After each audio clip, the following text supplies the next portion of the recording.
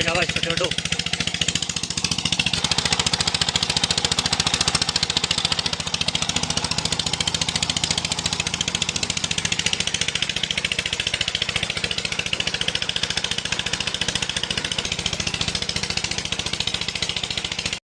अस्सलाम वालेकुम दोस्तों, की हाल चाल है। उम्मीद करते हैं जी सारे ठीक होंगे। मैं मोहम्मद जमशेद सादक, तुसी देख रहे हो साडा यूट्यूब चैनल जमशेद चौधरी। अज का व्लॉग असी बहुत लेट शुरू कर रहे हैं। टाइम हो रहा वा तकरीबन 3:30 का। तो इस टाइम बैठे भी दुकान च दिन है इदा दे कि बिल्कुल ही कोई काम करने को दिल नहीं करता, ना ही व्लॉग बनाने दिल करता। सुस्ती बंदा कहे बस सुता ही रहे। दोस्त साडी वीडियो देख रहे हैं, मजीद वीडियो देखने तो पहले साडे चैनल को लाइक तो सबसक्राइब जरूर कर दिओ, क्योंकि थोड़े लाइक सबसक्राइब करने नाल सानू थोड़ा जिहा हौसला हो जाता भी यार साडी कोई वीडियो देख रहा वा तो सानू सपोर्ट भी कर रहा वा। लिहाजा मेहरबानी करके तुसीं साडे चैनल को लाइक तो सबसक्राइब जरूर करियो। तो असीं करते हैं अज का व्लॉग शुरू। असीं बैठे हैं इस टाइम अपनी दुकान पर।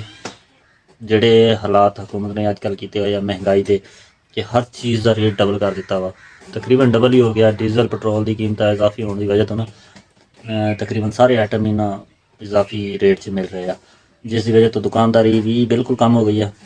क्योंकि जिस बंदे ने शैंपू वगैरह लेना वो शैंपू वगैरह नहीं ले रहा, क्योंकि वो को घी बड़ी मुश्किल लै हो रहा। तो इसलिए ना गरीब बंदे वास्ते बहुत मुश्किल होए है। दुकानदार बैठे हम साफ ज़ाहिर कोई किसी चीज़ की ज़रूरत होएगी मजबूरी तो तहत वही लैन आएगा, वैसे फालतू चीज़ कोई भी नहीं लैन आएगा। इसलिए दुकानदारी भी थोड़ी जी ना डाउन हुई है। मुझे लगता कि मेरे को एक कस्टमर आ गया वा, शिकार फस गया वा। चलो फसा ही लीए, वह हो गया मोबाइल खराब। चलो कोशिश करते हैं भी शायद 4-5 दिहाड़ी साड़ी इत्थों बनती होवे। ते वो ना साढ़े कोलों भी नहीं खिला रहा, तो आप ही खोल के बह गया कि पैसे ना देने पैन है। हाँ जी भाई, की होया? कार्ड हुण तू लैके आया, तेन पता होएगा। ठीक कराने मोबाइल आया तो कार्ड का भी नहीं पता कितने कितने नहीं। तो असीं इहदा मोबाइल ठीक कर लीए, हो सकता साड़ी दिहाड़ी बनती होवे ते उस तो बाद फिर मिलते हैं। तुसीं डेली हवा भरते हैं, इदू पैंचर ही लवा लो।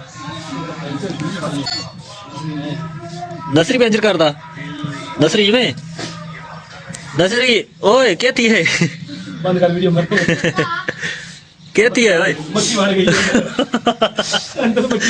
नाक च मक्खी मार गई ओए। हेलो ए नसवार सूंघ ओए, नसवार सूंघ दे के ठीक आसी तो बाहर आवे सी क्या थी है यार इधर नाक च मक्खी मार गई